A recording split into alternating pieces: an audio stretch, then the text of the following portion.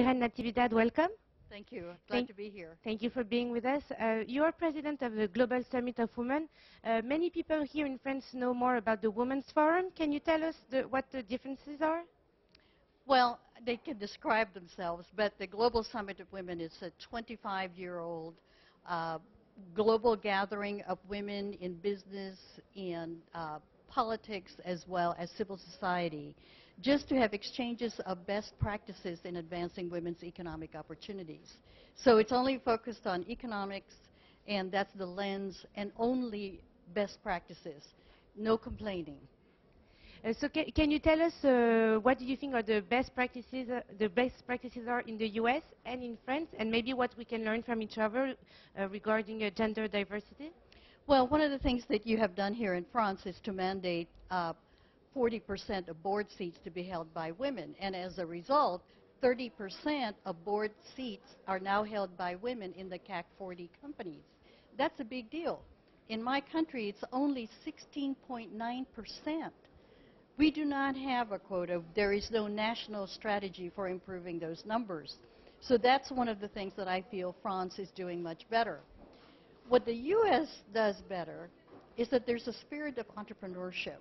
So a lot of women have entered into creating their own businesses, and they've grown tremendously, so they're now 40.4% of all privately owned companies.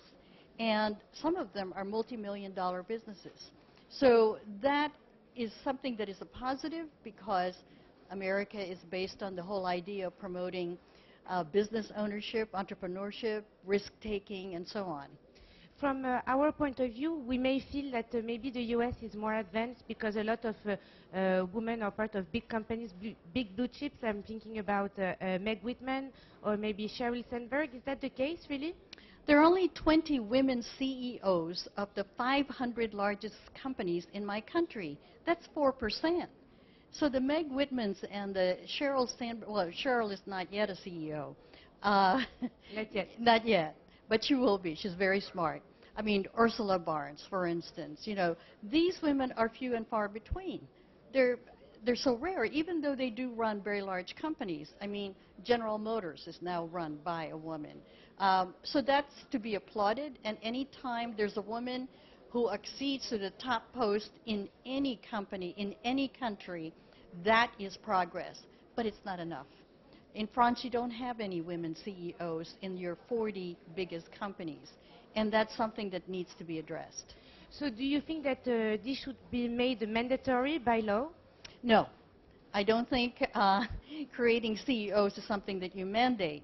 I think what you do is you try to create a pipeline by growing the women into leadership roles through mentorship, sponsorships, very deliberate practices that enable them to be able to become CEOs, senior vice presidents, or chairman of the board. Without that, it's not going to happen, and that's what the U.S. has a lot. They have a lot of programs to try to improve women's access to leadership roles. Regarding emerging countries, what are the countries that you can think of that are much more advanced compared to us regarding gender diversity? From emerging economies, I think that's hard. But I think the Nordic countries are way ahead of us. It was Norway that thought about the quota for women on boards. In any measure of who is doing better in terms of where women are, the Nordics do very well. But you know, there's an IPO going on with Alibaba. 9 of the 27 partners are women, and that's 30%, and they were there from the beginning.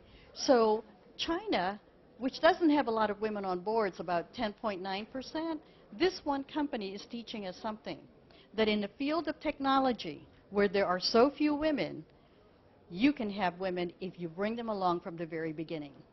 And in the political world, for example, France has now a new government, and the president has chosen to choose the exact same number of ministers, men and women.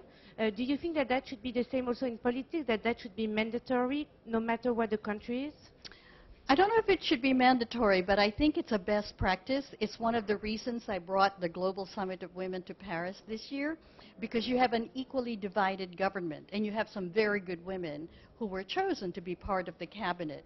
I think any time you have diverse leadership, you bring in more perspectives that add new ideas, innovation, you know, talent that you can tap.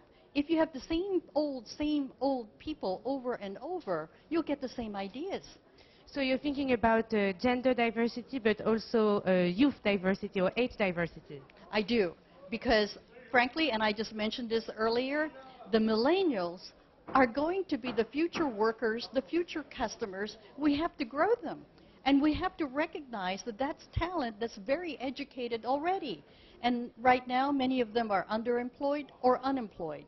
We need to figure out how to fix that, because that's going to be the root of France's progress in the future. Thank you very much, Irène Natividad, for being with us. Delighted. Thank you.